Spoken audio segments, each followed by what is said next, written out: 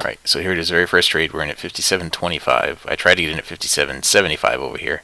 Now after 4 points in profit, which it just hit, I'm going to bump my stop to break even on this. And I have a 48 tick profit target on this. So I'm going to lock in 10.